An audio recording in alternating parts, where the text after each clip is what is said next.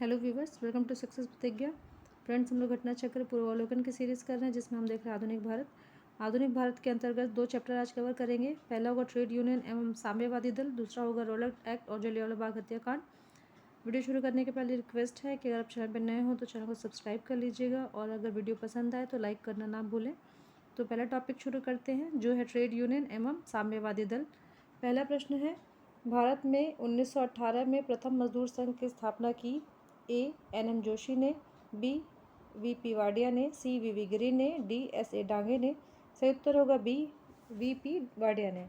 We Wadia के नेतृत्व में वर्ष 1918 में स्थापित मद्रास मजदूर संघ भारत का प्रथम आधुनिक मजदूर संघ संगठन था। दूसरा प्रश्न है, निम्नलिखित में से किसने अहमदाबाद टेक्सटाइल लेबर एसोसिएशन की स्थापना की। A Mahatma Gandhi, B Sardar Vallabhbhai Patel, C N Joshi, D J B Kripalani. से उत्तर होगा A Mahatma Gandhi. Ahmedabad textile labour association की स्थापना वर्ष 1918 में महात्मा गांधी ने की थी। अगला प्रश्न, भारत ट्रेड यूनियन कांग्रेस के पहले अध्यक्ष कौन थे। A B T Ranadive, B Satyabhakt, C Lala Lajpat Rai, D N Joshi. सही उत्तर होगा सी लाला लाजपत राय। व्याख्या देखते हैं। भारत में ट्रेड यूनियन कांग्रेस यानी अखिल भारतीय ट्रेड यूनियन कांग्रेस की स्थापना एन जोशी द्वारा 31 अक्टूबर 1920 को बम्बई में की गई। इसकी स्थापना का कारण वर्ष 1919 में अंतर्राष्ट्रीय श्रम संगठन की स्थापना था, इसलिए भारतीय श्रमिक संगठनों ने आपस में संगठित होने का फैसला किया। इसके प्रथम अध्यक्ष लाला लाजपत राय थे तथा उपाध्यक्ष जोसेफ बैप्टिस्टा एवं महामंत्री दीवान चमन लाल बजाज थे। इस संगठन का प्रथम विभाजन वर्ष 1929 में नागपुर अधिवेशन में हुआ। इस समय जवाहरलाल नेहरू इसके अध्यक्ष थे। अगला प्रश्न है, बम्बई में अखिल भारतीय व्यापार संघ कांग्रेस की स्थापना कब हुई। ए सन 1920, बी सन 1925, सी सन 1929, डी सन 1935। सही उत्तर होगा ए सन 1920। अगला प्रश्न, अखिल भारतीय ट्रेड यूनियन कांग्रेस के 1920 में बम्बई में हुए प्रथम अधिवेशन की अध्यक्षता की थी। सही उत्तर होगा ऑप्शन सी लाला लाजपत राय ने। अगला प्रश्न, 1920 में आयोजित all Indian trade union Congress के उद्घाटन सत्र की अध्यक्षता किसने की थी। इसमें भी ऑप्शन ए सही होगा लाला लाजपत राय। अगला प्रश्न, 1929 में नागपुर में संपन्न all India trade union Congress की अध्यक्षता किसने की थी।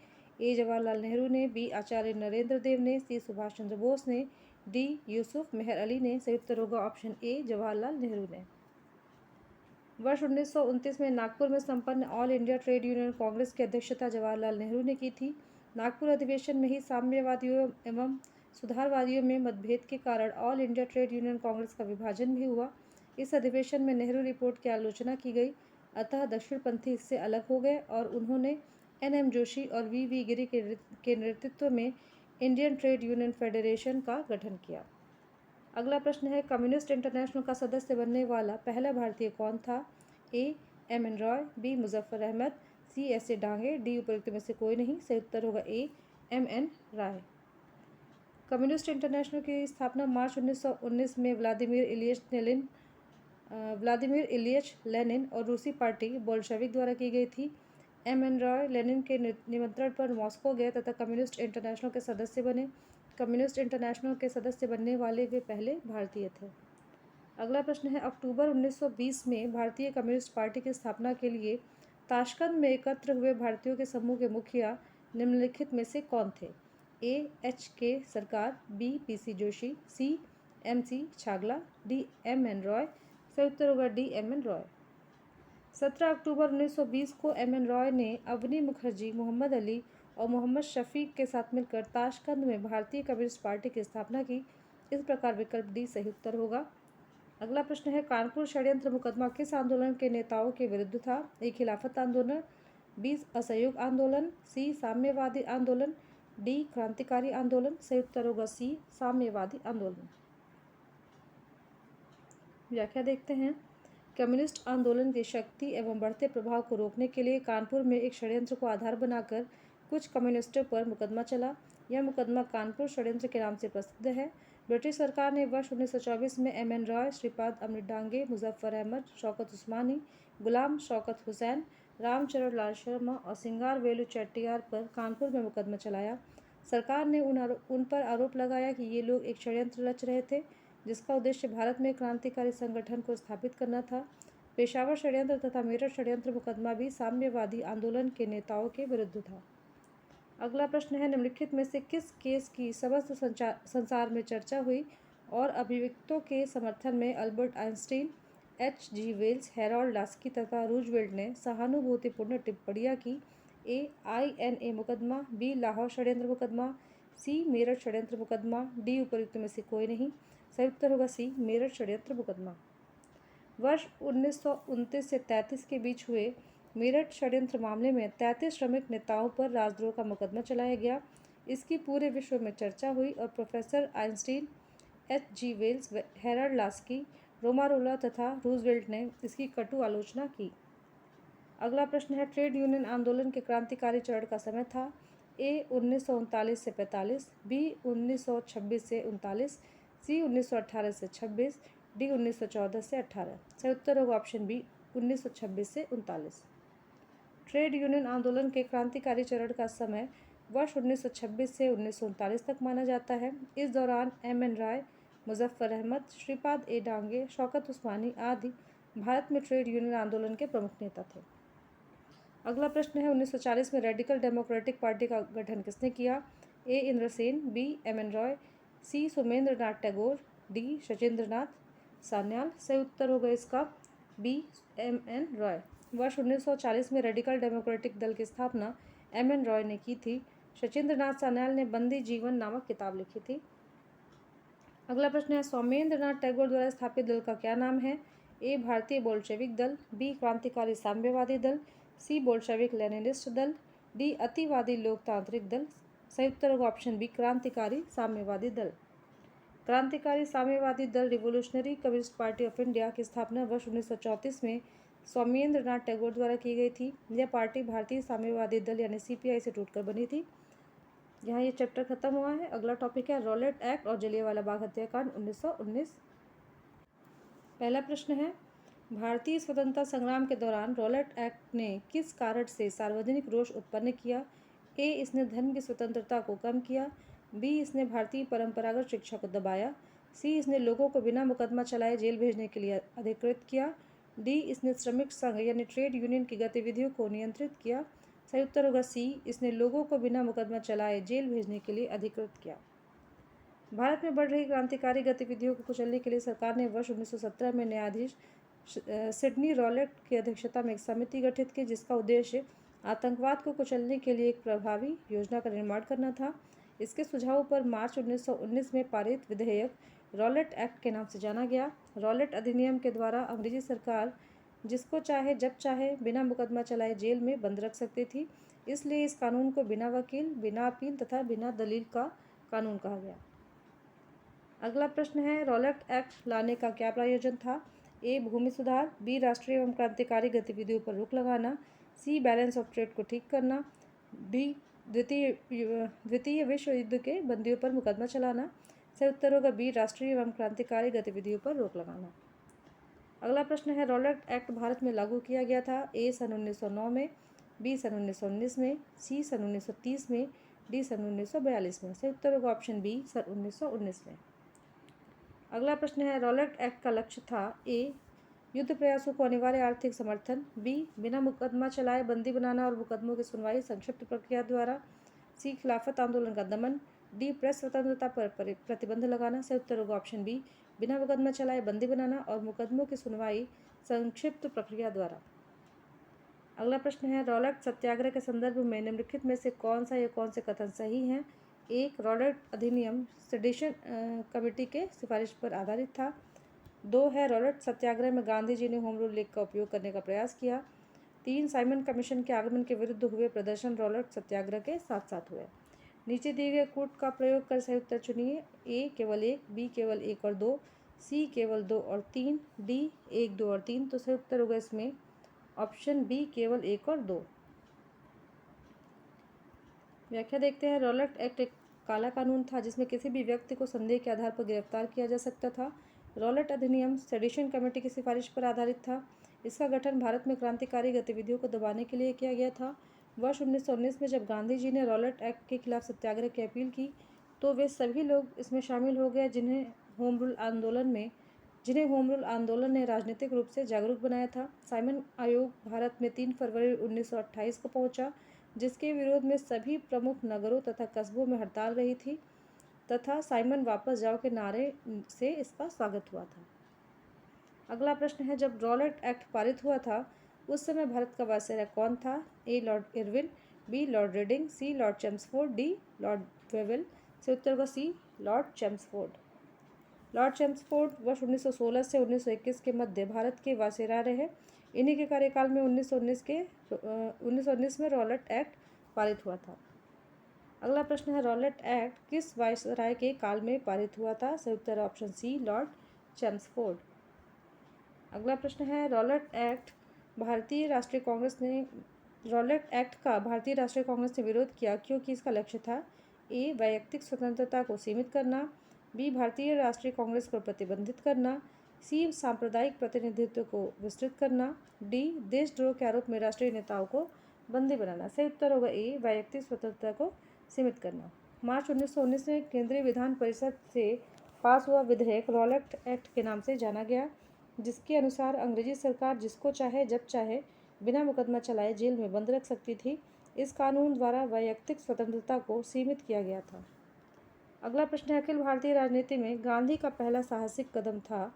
ए असहयोग आंदोलन, बी रॉलेट सत्याग्रह, सी चंपारण आंदोलन, डी दांडी यात्रा। से उत्तर होगा बी रॉलेट सत्याग्रह।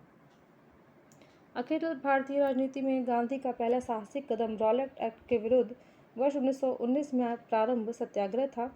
गांधी जी ने रॉलेट सत्याग्रह के लिए 3 राजनीतिक मंचों का उपयोग किया था: होम रूल लीग, खिलाफत एवं सत्याग्रह सभा। उल्लेखनीय है कि इससे पूर्व चंपारण, खेड़ा तथा अहमदाबाद आंदोलन के गांधी जी के आंदोलन क्षेत्र विशेष से ही संबंधित थे। अगला प्रश्न है, रॉलेट एक्ट के विरोध में किसने लगान न देने का आंदोलन चलाने का सुझाव दिया था? ए अबुल कलाम आज़ाद, बी गांधी जी, सी रविंद्रनाथ टैगोर, डी स्वामी श्रद्धानंद। सही उत्तर होगा option D Swami Shraddhanand. Rowlatt act को बिना वकील, बिना अपील, बिना दलील का कानून या काला कानून कहा जाता है। इसके तहत ब्रिटिश सरकार किसी भी व्यक्ति पर बिना किसी कारण बताए गिरफ्तार कर सकती थी। इसके विरोध में स्वामी श्रद्धानंद ने लगान न देने का आंदोलन चलाने का सुझाव दिया था। अगला प्रश्न है, the Anarchical and Revolutionary Crime Act 1919 को सामान्य बोलचाल में कहा जाता है? A Rowlatt Act, B Pitt's India Act, C Indian Arms Act, D Albert Bill. से उत्तर का option A Rowlatt Act. The Anarchical and Revolutionary Crime Act 1919 को सामान्य बोलचाल में रॉलेट एक्ट कहा जाता था। यह एक्ट न्यायाधीश सिडनी रॉलेट की अध्यक्षता में गठित समिति के सुझावों के आधार पर पारित किया गया था। अगला प्रश्न है, कौन सी महत्वपूर्ण घटना जलियांवाला बाग नरसंहार के तुरंत पूर्व घटित थी? ए असहयोग आंदोलन, बी रॉलेट एक्ट का बनना, सी सांप्रदायिक अवार्ड, डी साइमन कमीशन का आना। सही उत्तर होगा ऑप्शन बी रॉलेट एक्ट का बनना। व्याख्या देखते हैं। रॉलेट एक्ट मार्च 1919 में लागू किया था, जिसके विरुद्ध गांधी जी ने 6 अप्रैल 1919 को देशव्यापी हड़ताल का आयोजन कराया था। जलियांवाला बाग अमृतसर में 13 अप्रैल 1919 को शांतिपूर्ण जनसभा में जनरल डायर ने नरसंहार कराया था। असहयोग आंदोलन वर्ष 1920, सांप्रदायिक अवार्ड वर्ष 1932 तथा साइमन कमीशन का भारत आना वर्ष 1928 की घटनाएं हैं। अगला प्रश्न है, जलियांवाला बाग हत्याकांड हुआ? ए 5 मई 1918, बी 1 अप्रैल 1919, सी 13 अप्रैल 1919, डी 29 अप्रैल 1919। सही उत्तर का ऑप्शन सी 13 अप्रैल 1919। अगला प्रश्न है, जलियांवाला बाग नरसंहार किस गांधीवादी सत्याग्रह के संबंध में हुआ? ए स्वदेशी सत्याग्रह, बी रॉलेट सत्याग्रह, सी बारदौली सत्याग्रह, डी वैयक्तिक सत्याग्रह, ई उपयुक्त में से कोई नहीं, उपयुक्त में से एक से अधिक। सही उत्तर होगा इसमें बी रॉलेट सत्याग्रह। वर्ष 1919 भारतीय इतिहास से संबंधित है। ए कलकत्ता से दिल्ली में राजधानी के बदले जाने से, बी जलियांवाला बाग त्रासदी से, सी बंगाल विभाजन से, डी खिलाफत आंदोलन से। सही उत्तर होगा बी जलियांवाला बाग त्रासदी से। अगला प्रश्न है, जलियांवाला बाग कत्लेआम किस शहर में हुआ? A Meerut, B Agra, C Amritsar, D Lahore. सही उत्तर का option C Amritsar. General Dyer का नाम किस घटना से जुड़ा हुआ है? A black hole Calcutta, B Rani Durgavati की लड़ाई, सी 1857 का संग्राम, डी जलियांवाला बाग। सही उत्तर होगा डी जलियांवाला बाग। अगला प्रश्न है, काफ़ी संख्या में लोग अमृतसर के जलियांवाला बाग में 13 अप्रैल 1919 को एकत्रित हुए थे। गिरफ्तारी के विरोध में? ए स्वामी श्रद्धानंद और मजहरुल हक के, बी मदन मोहन मालवीय और मोहम्मद अली जिन्ना, सी महात्मा गांधी और अबुल कलाम आज़ाद, डी डॉक्टर सैफुद्दीन किचलू और डॉक्टर सतपाल। सही उत्तर होगा option D, doctor Saifuddin Kitchlew और डॉक्टर सतपाल। पंजाब के दो लोकप्रिय नेताओं डॉक्टर सैफुद्दीन किचलू और डॉक्टर सत्यपाल की गिरफ्तारी और ब्रिटिश दमन का विरोध करने के लिए 13 अप्रैल 1919 को बैसाखी के दिन अमृतसर के जलियांवाला बाग में एक सार्वजनिक सभा बुलाई गई थी, जहां general Reginald Edward Harry Dyer, जिसको हम शॉर्ट में कहते हैं RES डायर, ने निहत्थी शांतिपूर्ण भीड़ पर गोलियां चलवाकर लगभग 1000 लोगों की हत्या कराई, जबकि सरकारी रिपोर्ट के अनुसार 379 लोग मारे गए थे। 13 अप्रैल 1919 को जलियांवाला बाग नरसंहार की हृदय विदारक घटना के बाद रविंद्रनाथ टैगोर ने ब्रिटिश सरकार द्वारा प्रदान की गई नाइट की उपाधि लौटा दी तथा शंकरन नायर ने वायसराय की कार्यकारिणी से इस्तीफा दे दिया था। अगला प्रश्न है, जलियांवाला बाग में प्रदर्शन के लिए क्यों लोग जमा हुए थे? ए गांधी जी और लाला लाजपत राय की गिरफ्तारी के प्रति विरोध प्रदर्शन करने, बी किचलू तथा सत्यपाल के बंदी बनाने के विरोध में प्रदर्शन करने, सी बैसाखी की प्रार्थना करने, डी पंजाब सरकार के अमानवीय कार्यकलापों के प्रति विरोध प्रकट करने। सही उत्तर होगा ऑप्शन बी, किचलू तथा सत्यपाल के बंदी बनाने के विरोध में प्रदर्शन करने। अगला प्रश्न है, 30 मई 1919 को अपना अलंकरण भारत सरकार को लौटाने वाले व्यक्ति थे? ए जमनालाल बजाज, बी तेज बहादुर सप्रू, सी महात्मा गांधी, डी रविंद्रनाथ टैगोर। सही उत्तर होगा इस पर डी रविंद्रनाथ टैगोर। 13 अप्रैल 1919 को जलियांवाला बाग नरसंहार की हृदय विदारक घटना के बाद रविंद्रनाथ टैगोर ने 30 मई को ब्रिटिश सरकार द्वारा प्रदान की गई नाइट की उपाधि लौटा दी। टैगोर ने कहा, समय आ गया है जब सम्मान के तमगे अपमान के बेतुके संदर्भ में हमारे कलंक को सुस्पष्ट कर देते हैं। जहाँ तक मेरा प्रश्न है, मैं सभी विशेष उपाधियों से रहित होकर अपने देशवासियों के साथ खड़ा होना चाहता हूँ। अगला प्रश्न है, जलियांवाला बाग हत्याकांड 1919 में पंजाब में हुए अत्याचारों से अपने विरोध के रूप में किस विख्यात व्यक्ति ने ब्रिटिश सरकार द्वारा प्रदान की गई नाइट की उपाधि को वापस लौटा दिया? ए तेज बहादुर सप्रू, बी आशुतोष मुखर्जी, सी रविंद्रनाथ टैगोर, डी सैयद अहमद खान। सही उत्तर होगा सी रविंद्रनाथ टैगोर।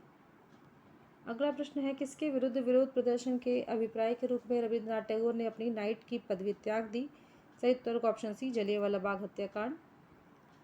अगला प्रश्न है, निम्नलिखित में से किसके विरोध में रविंद्रनाथ टैगोर ने अपने नाइटहुड का परित्याग कर दिया? A Rowlatt Act, B Jallianwala Bagh नरसंहार, C Simon Commission, D Cripps Mission. सही उत्तर होगा ऑप्शन बी, जलियांवाला बाग नरसंहार। अगला प्रश्न भी है, रविंद्रनाथ टैगोर ने किस घटना के बाद अपनी नाइटहुड की उपाधि वापस कर दी? ए सविनय अवज्ञा आंदोलन का क्रूर दमन, बी भगत सिंह को फांसी दिया जाना, सी जलियांवाला बाग हत्याकांड, डी चौरी चौरा की घटना, ई उपयुक्त में से कोई नहीं, उपयुक्त में से एक से अधिक। सही उत्तर होगा ऑप्शन सी, जलियांवाला बाग हत्याकांड। अगला प्रश्न है, नीचे दो कथन दिए गए हैं, एक को अभिकथन ए और दूसरे को कारण आर कहा गया है। अभिकथन ए, रविंद्रनाथ टैगोर ने नाइटहुड की उपाधि को त्याग दिया। कारण आर, वे असहयोग आंदोलन में भाग लेना चाहते थे। तो उसमें कथन ए सही है। नीचे दिए गए कूट का प्रयोग करके सही उत्तर का चयन कीजिए। ए और आर दोनों सही हैं और आर ए की सही व्याख्या करता है। बी ए और आर दोनों सही हैं परंतु आर ए की सही व्याख्या नहीं है। सी ए सही है परंतु आर गलत है। डी ए गलत है परंतु आर सही है। ऑप्शन सी सही है, यानी ए सही है परंतु आर गलत है। अगला प्रश्न है, जलियांवाला बाग हत्याकांड के विरोध में वायसराय की कार्यकारिणी परिषद की सदस्यता से किसने इस्तीफा दे दिया? सही उत्तर होगा ऑप्शन सी, शंकरन नायर। जलियांवाला बाग हत्याकांड के विरोध में शंकरन नायर ने वायसराय की कार्यकारिणी से इस्तीफा दे दिया था। जलियांवाला बाग हत्याकांड 13 अप्रैल 1919 को हुआ था। इसी हत्याकांड के विरोध में रविंद्रनाथ टैगोर ने ब्रिटिश सरकार द्वारा प्रदान की गई नाइट या सर की उपाधि लौटा दी। अगला प्रश्न है, जलियांवाला बाग हत्याकांड के विरोध में निम्नलिखित में से किसने वायसराय की कार्य परिषद से त्यागपत्र दे दिया था? तो शंकरन नायर ने त्यागपत्र दिया था। ऑप्शन सी सही होगा। अगला प्रश्न, निम्न में से किसके द्वारा जलियांवाला बाग कांड के विरोध में सर की उपाधि त्यागी गई थी? रविंद्रनाथ टैगोर ने अपनी सर की उपाधि त्याग दी थी, तो ऑप्शन सी सही होगा। अगला प्रश्न, निम्नलिखित घटनाओं का सही क्रम नीचे दिए गए कूट से ज्ञात कीजिए। ए जलियांवाला बाग नरसंहार, डॉक्टर सत्यपाल का बंदी बनाया जाना, 1919 का अमृतसर कांग्रेस का अधिवेशन। कूट है A 213, B 123, C 231, D 321। Option A सही होगा, यानी कि 2, 1 और 3। व्याख्या देखते हैं। डॉक्टर सत्यपाल और एवं सैफुद्दीन किचलू को 9 अप्रैल 1919 को अमृतसर के डिप्टी कमिश्नर द्वारा गिरफ्तार किया गया था। 13 अप्रैल 1919 को जलियांवाला बाग नरसंहार हुआ तथा दिसंबर 1919 में मोतीलाल नेहरू की अध्यक्षता में भारतीय राष्ट्रीय कांग्रेस का अमृतसर अधिवेशन हुआ। अगला प्रश्न है, हंटर आयोग की नियुक्ति की गई थी। ए, काली कोठरी घटना के बाद, बी, जलियांवाला बाग हत्याकांड के बाद, सी, 1857 के विद्रोह के बाद, डी, बंगाल के विभाजन के बाद। सही उत्तर का ऑप्शन बी, जलियांवाला बाग हत्याकांड के बाद। जलियांवाला बाग हत्याकांड 13 अप्रैल 1919 की जांच हेतु ब्रिटिश सरकार ने हंटर कमीशन का गठन किया था। कमीशन ने मार्च 1920 में अपनी रिपोर्ट प्रस्तुत की, जिसमें इस दुर्घटना के लिए सरकार को दोषी नहीं बताया गया। कहा गया कि उपद्रव क्रांति का रूप ग्रहण कर लेते हैं, अतः मार्शल लॉ अनिवार्य था तथा भीड़ की अधिकता को देखते हुए गोली चलाना पूर्णतः न्यायोचित था। साथ ही हंटर कमीशन ने दायर किए इस कार्य को केवल निर्णय लेने की भूल बताया। अगला प्रश्न है, जलियांवाला बाग हत्याकांड के लिए जिम्मेदार ओ डायर को निम्न में से किसने मार डाला? ए, पृथ्वी सिंह आज़ाद, बी, सरदार किशन सिंह, सी, उधम सिंह, डी, सोहन सिंह जोश। सही उत्तर का सी, उधम सिंह। मार्च 1940 में पंजाब के क्रांतिकारी नेता उधम सिंह ने जलियांवाला बाग के नरसंहार का बदला लेने के लिए इस हत्याकांड के समय पंजाब के लेफ्टिनेंट गवर्नर रहे सर माइकल ओडायर की लंदन में हत्या कर दी थी, जिसके लिए उन्हें गिरफ्तार कर मृत्युदंड दे दिया गया। अगला प्रश्न है, लंदन में 13 मार्च 1940 को सर माइकल ओडायर को गोली से मारा गया। ऑप्शन डी सही होगा, उधम सिंह द्वारा। अगला प्रश्न है, उधम सिंह ने लंदन में मारा? A, Lord Hardinge, B, General Dyer, C, Sir Michael O'Dwyer, D, Lord Wellington. सही उत्तर होगा इसमें option C, Sir Michael O'Dwyer. अगला प्रश्न है, जलियांवाला बाग नरसंहार पर कांग्रेस जांच समिति की रिपोर्ट के प्रारूप लिखने का कार्य सौंपा गया था। ए, जवाहरलाल नेहरू को, बी, महात्मा गांधी को, सी, सी.आर. दास को, डी, फजलुल हक को। सही उत्तर होगा बी, महात्मा गांधी को। जलियांवाला बाग नरसंहार 13 अप्रैल 1919 पर कांग्रेस जांच समिति की रिपोर्ट के प्रारूप को लिखने का कार्य महात्मा गांधी को सौंपा गया था। अपने प्रारंभिक उत्तर पत्रक में उत्तर प्रदेश लोक सेवा आयोग ने विकल्प बी को सही माना था, जबकि संशोधित उत्तर पत्रक में इस प्रश्न को निरस्त कर दिया गया। अगला प्रश्न है, 1919 में जघन्य जलियांवाला बाग कांड के समय भारत का वायसराय कौन था? A, Lord Chelmsford, B, Lord Minto, C, Lord Dalhousie, D, Lord Canning. सही उत्तर का ए, लॉर्ड चैम्सफोर्ड।